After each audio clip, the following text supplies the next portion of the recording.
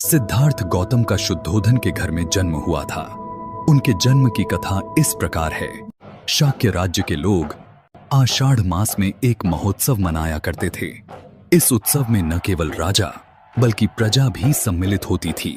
सामान्य रूप से यह महोत्सव 7 दिन तक मनाया जाता था। एक बार महामाया ने इस उत्सव को बड़े ही आमोद प्रमोद के साथ, बड़ी ही शान शौकत के साथ, फलों और सुगंधित वस्तुओं के साथ मनाने का निर्णय किया। उसमें सुरा जैसी नशीली वस्तुओं का भी पर्याप्त प्रबंध था। 7वें दिन वह प्रातःकाल उठी, सुगंधित जल से स्नान किया, 4 लाख काष्ठपणों का दान दिया, वस्त्र एवं आभूषण पहनकर अच्छे खाने का आयोजन किया। तत्पश्चात वह खूब साज संवर कर शयनागार में सोने चली गई।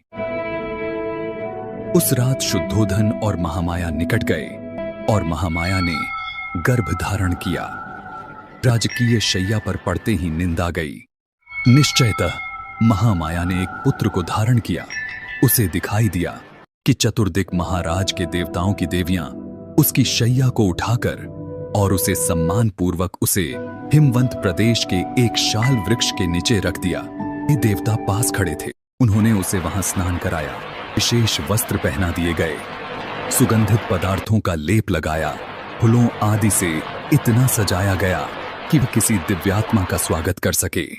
तब सुमेध नामक एक बोधिसत्व उनके पास आया और उनसे प्रश्न किया, मैंने अपना अंतिम जन्म पृथ्वी पर धारण करने का निर्णय किया है, क्या आप मेरी माता बनने का स्वीकार करेंगी?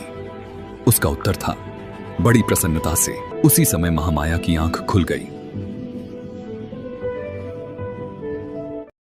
दूसरे दिन महामाया ने शुद्धोधन से अपने स्वप्न की चर्चा की। इस स्वप्न की व्याख्या करने में असमर्थ राजा ने स्वप्न विद्या में प्रसिद्ध 8 ब्राह्मणों को बुलावा भेजा।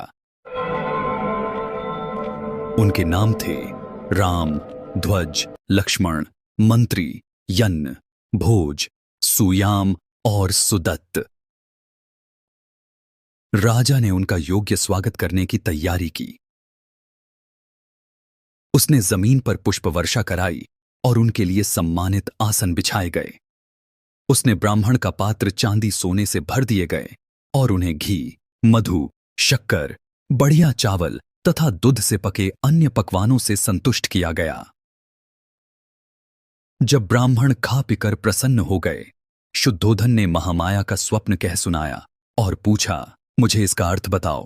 ब्राह्मणों का उत्तर था, महाराज, निश्चित रहें, आपके यहां एक पुत्र होगा। यदि वह घर में रहेगा तो वह चक्रवर्ती राजा होगा। यदि गृह त्याग करके तो सन्यासी होगा तो वह बुद्ध बनेगा। संसार के अंधकार का नाश करने वाला।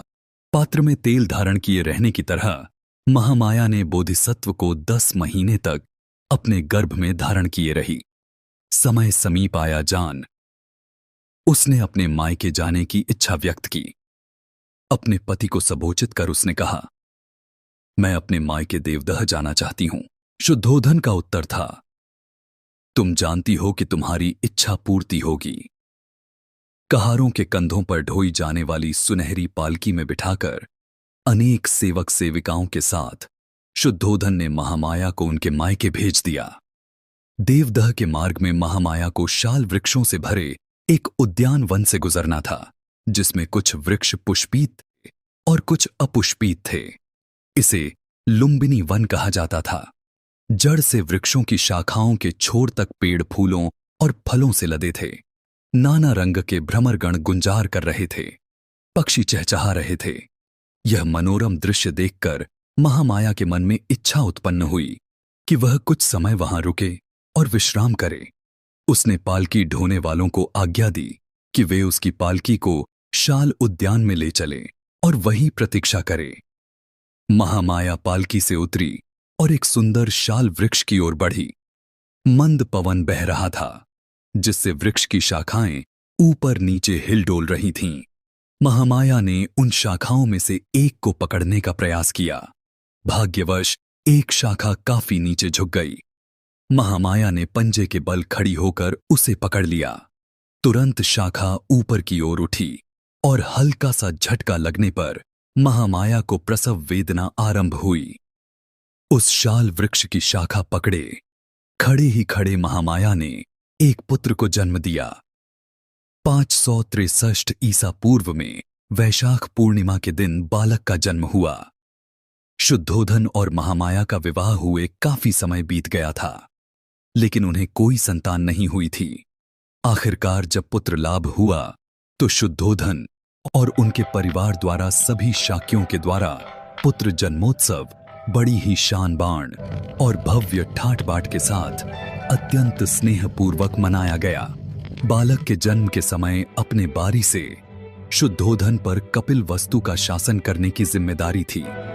वे राजा कहलाए और स्वाभाविक रूप से बालक भी राजकुमार।